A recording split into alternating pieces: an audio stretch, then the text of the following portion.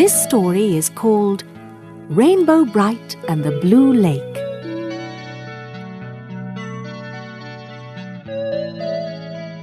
Far, far away, right at the end of the rainbow, where some people believe pots of gold may be found, is a wonderful kingdom called Rainbow Land. There, all the colours of the world are created, and in this kingdom of flowers and little round houses lives Rainbow Brite. She is a lovable little girl who uses the colours of the rainbow to make our lives brighter and happier. Of course, she has helpers. They are the 7 colour kids, and they're friendly, furry sprites who dig in the colour mines and manufacture star sprinkles, the magic crystals that form the colours that Rainbow spreads everywhere. Rainbow also has a special sprite friend called Twink and a magic horse named Starlight. But not very far away lives Murky Dismal and his clumsy assistant Lurky. Murky and Lurky live in a dull, gloomy place on a hill called the Pits. These 2 grumpies drive around in a noisy old grunge buggy, trying to spread gloom and dullness everywhere. Very, very, very early one morning in Maytime, Rainbow Brite gathered all the colour kids around her. They were going to have an early breakfast together in Colour Castle, where Rainbow lived. Before they started, Rainbow stood up. Well, colour kids, as you know, today is the day when we have to change the colour of the lake. All the colour kids nodded wisely, and Buddy Blue looked very important. Yes, this is my busy time, especially today. It's a good job I keep fit. But as you all know, my sprite helper, Champ, has been working overtime in the mines, getting everything ready, and between us, I think we are prepared. Rainbow Brite smiled. Good. Well done, Buddy. And Romeo, of course. Patty O'Green laughed. Yes, it's your turn now, Buddy Blue. My sprite, Lucky, and I made the sea green colours some weeks ago. Now we can get ready for the grass and leaves and everything. Then, just as the colour kids were about to start their breakfast, the door burst open and Twink and Starlight appeared. They didn't look at all pleased. What's the matter with you 2? Rainbow asked. Twink came into the room. Well, I've just been for an early morning ride on Starlight, and we thought we'd go down to the lake, didn't we, Starlight? Starlight shook his mane and nodded his head. We thought we would go down and take a last look at Patty's green lake before it is turned blue. We like the green and the blue just as much as each other, and what do you think? What? The colour kids all asked eagerly. Twink went on. Murky Dismal has been down there and has covered all the lake with a huge, horrible grey mist and fog.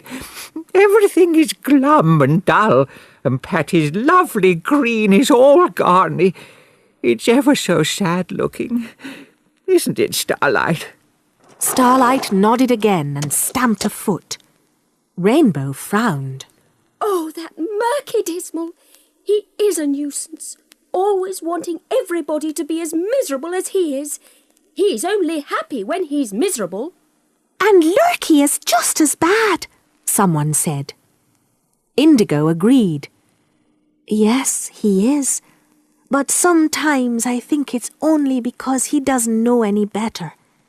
Sometimes I think he'd be happier being happy, if you see what I mean. Then she added, He still tries to catch our sprites in his butterfly net, though. Buddy Blue spoke up suddenly. What shall I do, Rainbow?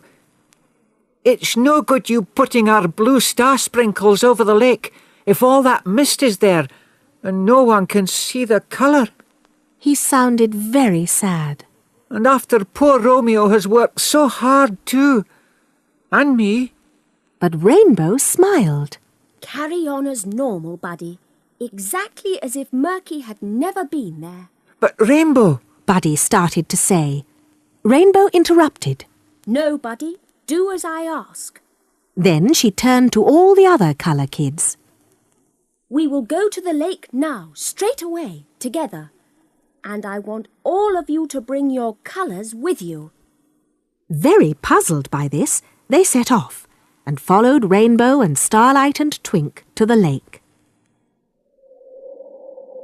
When they arrived, they could see that Twink had been right. Everything was so dull. They could hear the lake, but couldn't see any of it because of the swirling fog and mist. It was awful. They could also hear the faint sound of the grunge buggy and knew that Murky and Lurky were somewhere nearby, enjoying the miserableness of it all. They could even hear the distant noise of Murky's laugh drifting through the mist. Rainbow jumped up onto Starlight's back. Now, Buddy Blue, give me your blue star sprinkles, all of them, every single one. Buddy did as she asked, and before he could question her, Rainbow added, Thank you, Buddy Blue. Now, Lala Orange and Red Butler, I want all your colours too. Very puzzled, they gave their star sprinkle colours to Rainbow. And a few of yours, Indigo, and yours, Shy Violet, and finally, quite a lot of yours, Canary Yellow. Thank you, everybody. By now, Rainbow was loaded down with masses of star sprinkles. But what are you going to do, Rainbow? Twink asked. Just watch. Rainbow laughed. Come on, Starlight. And Starlight and Rainbow soared right into the mist and fog over the lake, up and on towards the horizon, scattering masses of blue star sprinkles on the way.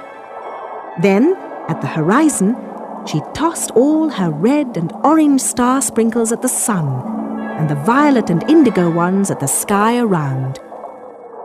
When she had finished, she headed Starlight back to the colour kids, who were waiting at the side of the lake. And there she scattered every one of the yellow crystals that Canary had given her. When all was done, she dismounted, looked towards the mist and fog over the lake and said, Now watch. The colour kids saw the star sprinkles on the sun begin to work, and slowly, but surely, a glorious, brilliant red and orange light appeared and pierced the gloom and mist. Slowly, the blue lake came into view, and in the sky, shafts of sparkling colours mingled with the orange redness of the sun. The sand where they stood turned yellow, and within minutes the fog and mist had gone, to be replaced by the bright colours. They heard the sound of the grunge buggy being driven away furiously, and then all was still, except for the lapping of the waves. Twink broke the silence. Oh, Rainbow, it's beautiful. It really is very beautiful indeed.